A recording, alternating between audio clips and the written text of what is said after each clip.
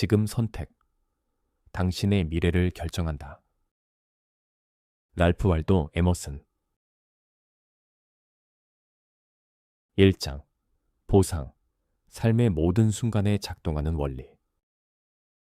어릴 적부터 나는 보상이라는 주제로 언젠가 꼭 글을 써보고 싶다는 열망을 품고 있었다. 이 주제는 나에게 단순한 철학이나 종교 개념이 아니었다. 그보다도 사람들의 일상 속에서 더 분명히 드러나는 삶 그 자체의 원리였다. 강단 위 설교보다 나는 오히려 시장과 거리, 가정 안에서 오가는 말 속에서 더 큰 진실을 느꼈다. 보상이라는 개념은 언제나 내 호기심을 자극해왔다. 그 개념이 품고 있는 다양성과 현실성은 놀라울 만큼 풍부했고 늘 곁에 있는 것처럼 친숙하게 다가왔다. 하루를 시작하고 마칠 때까지. 의식하든 아니든 우리는 수많은 보상의 신호와 마주하며 살아간다. 커피 한 잔 건네는 인사 속에서도, 직장 동료와의 협업 안에서도, 신용거래와 인간관계, 나의 말투와 태도 속에서도 보상은 늘 조용히 작동하고 있었다. 나는 이 개념을 통해 사람 안에 내재된 잠재력, 관습을 넘어선 실천적 진실, 그리고 지금 이 순간에도 움직이는 삶의 에너지를 보여주고 싶었다. 이런 믿음을 통해 사람들의 마음이 깊은 연결과 영향력 안에서 깨어나길 바랐다. 그것은 과거에도, 미래에도, 그리고 지금 이 순간에도 유효한 변함없는 원리다. 우리는 그 원리와 연결될 때 비로소 의미 있는 변화를 만들어낼 수 있다. 2장. 보상에 대한 오해가 만든 착각. 나는 또 하나의 희망을 품고 있었다. 삶의 중요한 진실. 그것이 우리 마음을 번쩍 깨우는 순간에 날카로운 직감 그대로 언어로 정확히 표현해낼 수 있다면 그 글은 누군가에게 어두운 터널을 밝혀주는 별이 될 수 있으리라는 믿음이었다. 그리고 그 믿음을 더욱 굳게 만든 계기가 있었다. 최근 교회에서 들은 한 설교였다. 설교자는 최후의 심판에 대해 고전적이고 보수적인 방식으로 설명했다. 이 세상에서는 악한 사람이 오히려 잘되고 착한 사람은 고통받는다고 단언했다. 그리곤 이렇게 말했다. 진짜 보상은 다음 생에서 주어진다. 하지만 그 말에 의문을 제기하는 사람은 아무도 없었다. 예배가 끝난 후 사람들은 말없이 흩어졌고 그 누구도 그 설교의 핵심에 대해 이야기하지 않았다. 그렇다면 질문이 생긴다. 정말로 착한 사람은 지금 고통받고 나중에 보상을 받는다는 게 진실일까? 현실에서는 비양심적인 사람이 더 많은 돈과 지위를 갖고 진심으로 살아가는 사람은 외면받고 손해를 보는 것이 맞는 걸까? 그리고 결국 착한 사람은 언젠가 금화나 주식, 고기와 샴페인 같은 보상을 받게 될까? 과연 그것이 보상의 전부일까? 만약 그렇지 않다면 기도할 수 있는 자유, 내 생각을 말할 수 있는 자유, 사랑하고 진심을 나누며 살아갈 수 있는 자유야말로 지금 당장 누릴 수 있는 진짜 보상이라면 어떨까? 이런 관점에서 보면 우리도 언젠가 저 사람들처럼 쾌락을 누리게 될 거야 라는 생각은 실은 이런 논리로 이어진다. 지금 너희는 잘못된 방식으로 살고 있고 우리는 나중에 그걸 따라 할 거야. 우리도 원하지만 지금은 실패했으니 참고 있는 것뿐이야. 이런 생각의 바탕에는 하나의 거대한 착각이 있다. 바로 세상은 정의롭지 않다는 믿음. 즉, 지금 이 순간에도 악한 사람이 더 잘 된다는 전제 말이다. 이 설교자의 오류는 세상을 바르게 보려 하기보다 성공을 오직 시장 가치로만 판단한 데 있었다. 그는 내면의 힘, 선택의 자유, 실천의 가치를 전하지 않았고 그 결과 진짜 성공과 겉보기에 그럴싸한 허상의 차이조차 구분하지 못하게 만들었다. 3장. 진실은 이미 당신 안에 있다. 요즘 대중 종교 서적이나 일부 문학 작품을 보면 보상에 대한 이야기조차 현실과는 동떨어진 전제로 시작하는 경우가 많다. 조금 더 점잖은 말투를 사용하긴 하지만 여전히 핵심은 과거의 낡은 신념을 반복하고 있다. 하지만 다행스럽게도 사람은 자기가 믿는 이론보다 더 성숙하고 지혜롭다. 우리의 일상은 그런 이론들의 허점을 조용히 반박하고 있다. 그리고 삶의 진짜 방향성을 찾으려는 사람들은 스스로 경험을 통해 그 틀을 벗어나고 있다. 때로는 논리적으로 설명할 수 없어도 우리는 본능적으로 진실을 알아채는 감각을 가지고 있다. 사람은 자신이 아는 것보다 훨씬 더 현명하다. 예를 들어 학교나 강연에서 무심코 들었던 말이라도 누군가 그것을 일상 대화에서 그대로 반복하면 사람들은 말없이 고개를 갸웃거린다. 다양한 사람들이 모인 자리에서 누군가 운명이나 신의 계획처럼 단정적인 말을 꺼낼 때 거의 대부분은 아무 말 없이 조용히 넘어간다. 하지만 그 침묵 속에는 분명한 정서가 담겨 있다. 그것은 바로 불편함이다. 그리고 동시에 그 말을 받아들이기엔 뭔가 이상하다는 직관적인 감지다. 자신의 생각을 말로 표현하지 못하는 무력감도 그 속에 섞여 있다.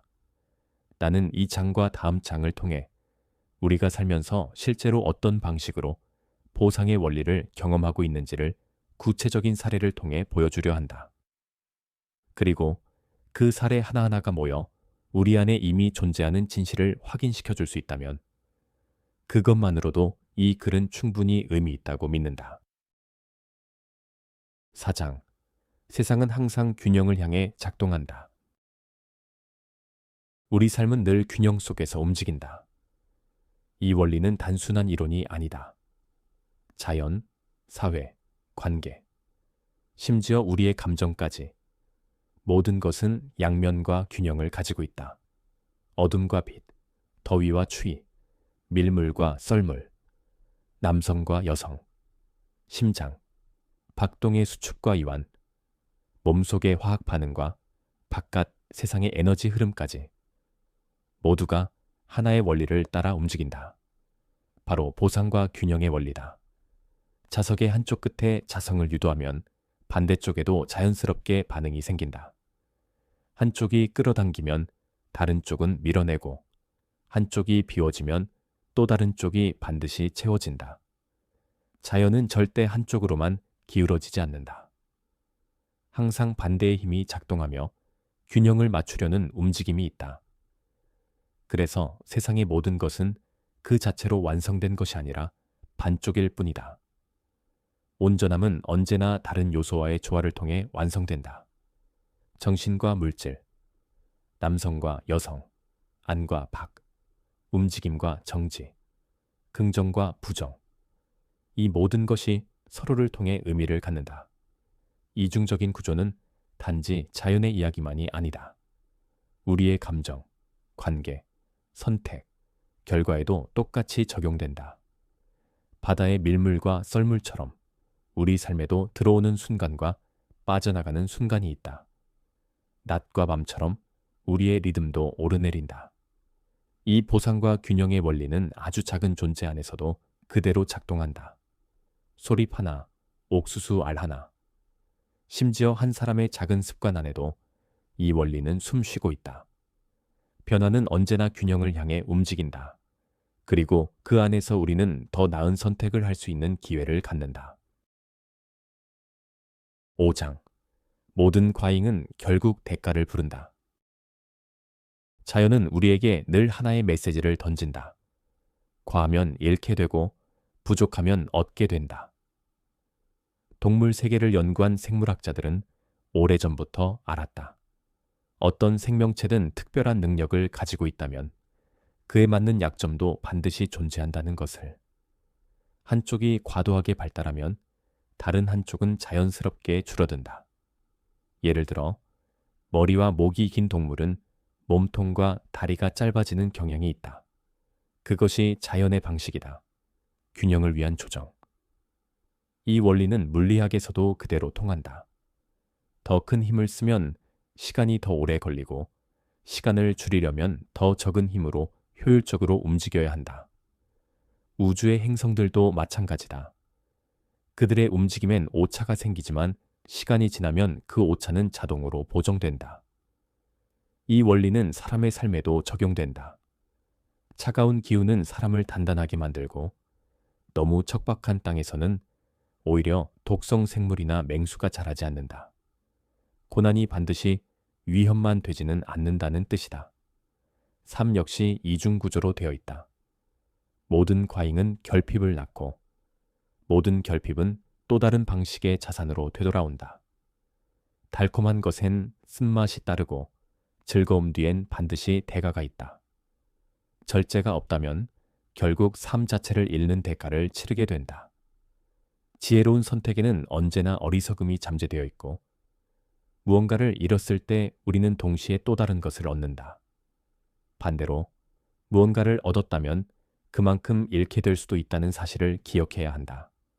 예를 들어 재산이 많아지면 그만큼 더 많은 사람이 그 돈을 관리하거나 사용하게 된다. 탐욕스럽게 쌓기만 하면 결국 자연은 그 축적만큼을 그의 몸에서 빼앗아간다. 돈은 늘어나지만 그 주인은 건강을 잃거나 삶의 여유를 잃는다. 자연은 절대 독점을 허락하지 않는다. 바다가 아무리 거칠게 요동쳐도 결국엔 수평을 이루듯 우리의 삶도 결국은 균형을 향해 조정된다. 지금 어딘가에서는 균형추가 작동하고 있다. 그리고 그것은 당신의 삶에서도 예외가 아니다. 6장. 강함 뒤엔 부드러움이 찾아온다. 한 사람이 너무 강하고 거칠어 사회 안에서 쉽게 어울리지 못한다고 해보자. 마치 스스로를 무법자처럼 느끼며 살아가는 사람 말이다. 하지만 자연은 그에게 뜻밖의 선물을 준다. 바로 아이들이다. 그 아이들은 조용히 학교에 다니고 일상을 살아간다.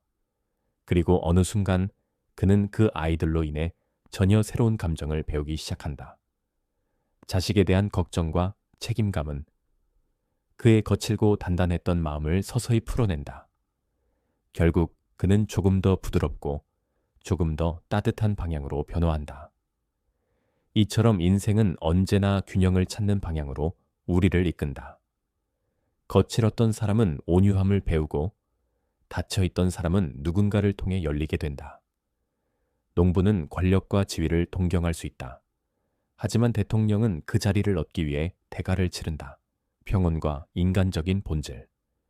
세상의 중심에 서기 위해 그는 때로 더 큰 권력을 가진 사람들 앞에서 자신을 낮춰야 하고 가장 인간적인 자질들을 조금씩 잃어간다. 어떤 이들은 천재적인 재능과 내면의 힘으로 더 깊고 지속적인 성공을 꿈꾼다. 하지만 그런 사람에게도 예외는 없다. 높은 자리에 오른 사람일수록 더 큰 책임과 무게를 짊어진다. 빛이 더 밝을수록 그림자도 짙다. 만약 그에게 진짜 통찰이 있다면 그는 자신의 사명을 외면하지 않는다. 주목받는 대신 자기만의 진실에 충실한 삶을 선택한다. 때로는 부모, 배우자, 자식까지도 잠시 내려놓고 가야 할 때가 있다. 그가 가진 모든 것, 명성, 부, 사랑, 이 그를 향해 박수를 보내더라도 그는 자신의 내면이 가리키는 방향을 따라가야 한다. 그리고 그 길, 제일 위에서 그는 사랑하는 이들을 실망시킬 수도 있고 세상의 비난을 견뎌야 할 수도 있다. 하지만 그가 끝까지 지켜야 할 단 하나는 바로 자기 안의 진실이다. 7장. 사회와 조직도 결국 보상의 법칙에서 벗어날 수 없다.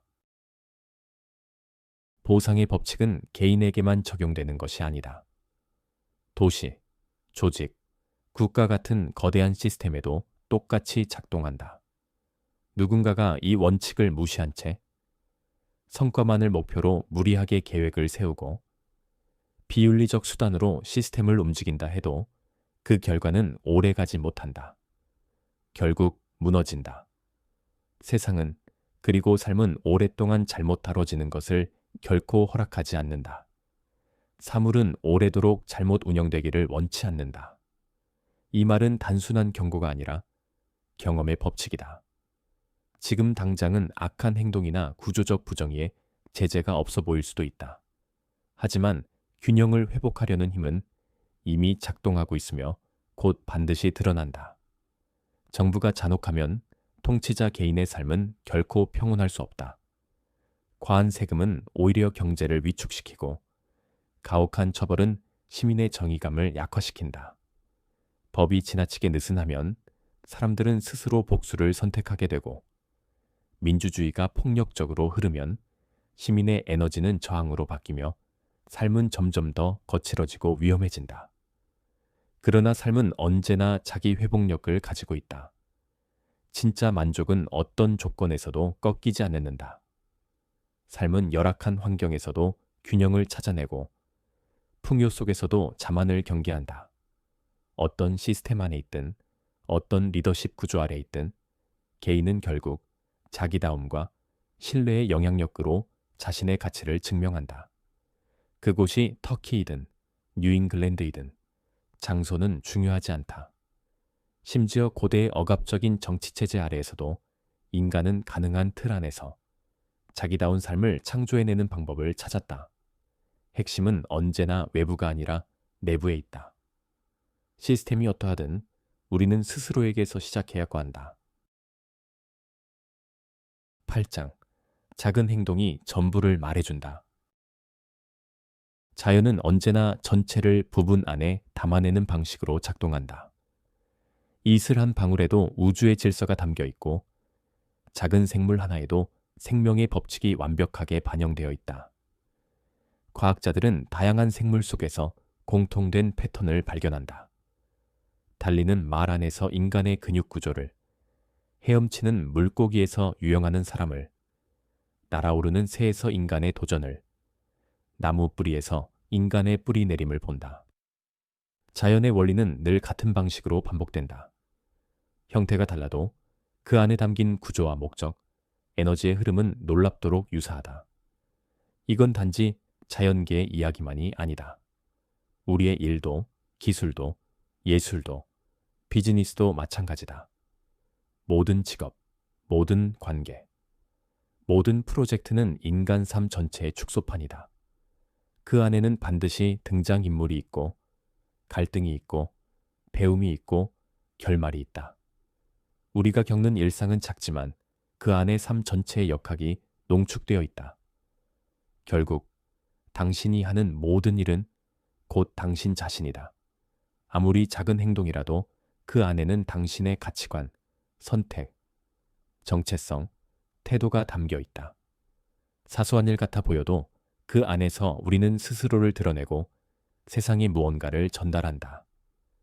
현미경으로 들여다본 작은 생명체도 눈, 귀, 감각, 식욕, 움직임 등 모든 기능을 갖추고 있다. 완벽하지 않은 존재는 없다. 작다고 해서 덜 중요한 것도 없다. 핵심은 규모가 아니라 밀도다. 진심을 담은 한마디, 제대로 해낸 작은 업무, 이 모든 것이 나라는 사람의 전체를 말해준다. 당신의 오늘, 지금 이 순간의 작은 선택에도 전체 삶의 방향이 들어있다. 9장. 삶은 반드시 균형을 맞추려 한다. 우리가 하는 모든 행동은 우리 삶의 방향을 비춘다. 말 한마디, 선택 하나, 작은 반응까지도 그 안에는 우리가 어떤 사람인지를 보여주는 핵심 본질이 담겨 있다. 삶은 그 본질을 숨기지 않는다. 심지어 아주 작은 일 속에도 우리는 스스로를 표현한다. 이 세상은 언제나 균형을 유지하려는 힘으로 움직인다. 무언가를 끌어당기면 반드시 무언가는 밀려난다. 어느 한쪽이 커지면 다른 쪽은 줄어든다. 이것이 인생의 작동 원리다. 정의는 결코 사라지지 않는다. 잠시 지연될 수는 있어도 반드시 작동한다. 세상은 수학처럼 정확하게 반응한다. 신의 주사위는 결코 공평하지 않다는 말은 틀렸다. 실은 그것은 언제나 정확하게 무게가 실려 있다. 거짓은 언젠가는 드러나고 부정은 반드시 바로잡히며 진심은 결국 보상받는다. 행동의 결과는 절대 사라지지 않는다. 모든 행위는 결국 자기 자신에게 되돌아온다. 내면에서는 감정과 신념으로, 외부에서는 상황과 결과로. 사람들은 종종 이렇게 말한다. 왜 저 사람은 잘못했는데도 아무 일도 안 생기지? 하지만 결과는 단지 지연된 것뿐이다. 그 대가는 이미 시작되고 있고 때가 되면 반드시 드러난다. 이익만 취하고 책임은 회피하려는 시도는 오래가지 못한다. 쾌락을 진짜 즐거움에서 분리하면 즐거움은 사라진다. 이익을 진짜 의미와 연결하지 않으면 그것은 금세 증발한다. 힘을 자기 내면의 안정에서 떼어내면 그 힘은 결국 불안과 함께 무너진다. 우리는 깨달아야 한다. 감각적인 즐거움만 취하려는 모든 시도는 겉만 취하고 본질은 무시하는 행위다. 그건 마치 그림자 없는 빛을 만들려는 것이고 바깥이 없는 안쪽을 만들려는 것과 같다. 불가능한 일이다. 삶은 절대 그렇게 허락하지 않는다. 삶은 우리에게 조건을 건다. 그 조건은 외면한다고 사라지지 않는다. 사람들은 자기만은 예외라고 믿는다. 하지만 그 믿음은 착각이다. 당신이 한쪽에서 피했다면 삶은 반드시 다른 쪽에서 그것을 다시 나타내 보여줄 것이다. 진짜 문제는 진실을 보려 하지 않는 것이다. 사람들은 감각적 유혹은 보지만 그 뒤에 숨어 있는 상처와 대가는 보지 않는다. 결국 우리가 감당하지 않으려는 진실은 더 강력한 방식으로 우리 앞에 나타난다. 그 순간 우리는 깨닫게 된다. 모든 것은 결국 연결되어 있다는 사실을. 10장. 인생은 반드시 되돌려준다. 신화와 속담이 알려주는 법칙. 이 세상에 공짜는 없다. 모든 결과에는 원인이 있고 모든 행동에는 반드시 대가가 따른다. 이 원리는 단지 철학이나 종교의 교리가 아니다. 삶을 살아본 사람이라면 누구나 체감하는 현실의 구조다. 고대 사람들은 이 원리를 네메시스라는 이름으로 불렀다. 네메시스는 균형의 신이자 세상 모든 과잉과 불균형에 정확하게 응징을 가는 힘이었다. 누가 잘못을 저질러도 그냥 넘어가는 법이 없다. 그건 신화 속에서도 현실 속에서도 똑같다. 전쟁 영웅 아이아스와 헥토르의 교환한 무기. 질투로 무너뜨린 동상이 경쟁자를 깔아 죽인 이야기까지. 이 모든 신화가 말하는 건 단 하나다. 모든 행위는 반드시 돌아온다. 이건 단순한 이야기 이상의 메시지다. 우리는 결국 우리가 뿌린 대로 거둔다. 이 진실은 고대 시인의 시 속에도 있고 지금 우리가 일상에서 주고받는 속담 속에도 살아있다. 주는 자는 받는다. 일하지 않는 자는 먹지도 마라. 남을 해치면 자신도 해를 입는다. 한 만큼 정확히 되돌려 받는다. 더도 덜도 없이. 무엇을 원하는가? 값을 치르고 가져가라. 속담은 단지 옛말이 아니다. 그건 사람들이 경험으로 증명한 삶의 공식이다. 그 어떤 철학책보다 현실적이고 그 어떤 법전보다 정직하다. 당신이 말하는 순간, 당신이 행동하는 그 즉시, 당신은 자신을 드러내고 있다. 말은 실뭉치와 같다. 던졌다고 끝이 아니다. 실의 끝은 여전히 당신 손에 연결되어 있다. 잘못 던지면 결국 그 줄이 당신을 조여온다. 이기적인 거래는 결국 관계를 망가뜨리고 작은 탐욕은 큰 대가로 돌아온다. 진짜 비싼 건 우리가 쉽게 청하는 것이다. 무언가를 빌릴 때 생기는 보이지 않는 빚은 오래도록 관계 속에 남는다. 현명한 사람은 이런 구조를 이해한다. 그래서 그는 자신의 시간과 감정, 재능에 정당한 방식으로 반응한다. 지금 바로 갚아라. 그게 가장 지혜로운 선택이다. 이것이 속담과 신화, 그리고 수천 년 인류가 반복해온 삶의 보상 시스템이다. 11장. 상처는 당신을 무너지게 하지 않는다. 단단하게 할 뿐. 진짜 강한 사람은 주변을 바꾸는 에너지를 가진 사람이다. 그가 품은 선한 의도와 태도는 마치 열기처럼 퍼져나간다. 누군가 그를 해치려 해도 그 시도는 결국 무력해진다. 오히려 그 모든 공격은 새로운 기회, 더 깊은 성장을 위한 자극이 되어 돌아온다. 마치 전쟁터에서 나폴레옹을 막기 위해 보낸 병사들이 그의 카리스마 앞에서 깃발을 내려놓고 적이 아닌 지지자가 된 것처럼 말이다. 병, 모욕, 가난, 이 모든 것도 그를 무너뜨리는 게 아니라 단련시키는 재료가 된다. 바람은 불고 물결은 일렁이지만 그것은 용기 있는 사람에게는 장애가 아니라 힘이 된다.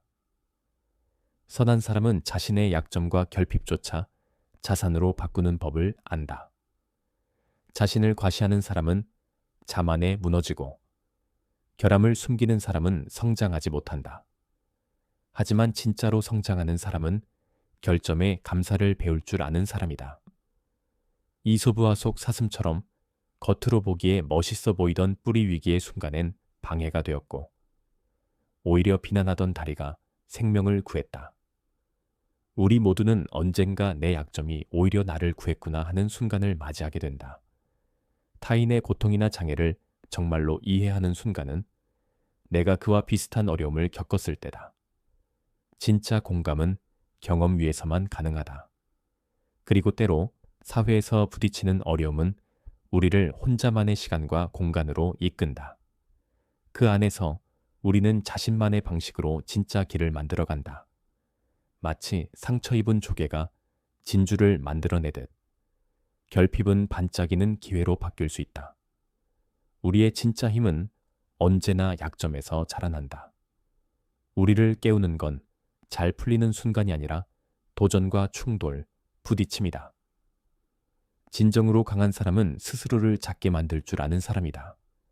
안락함에선 타성해졌지만 고통은 깨우고 성장하게 만든다. 현실의 냉정함 속에서 그는 자신의 한계를 보게 되고 자만심이라는 가면을 벗게 된다.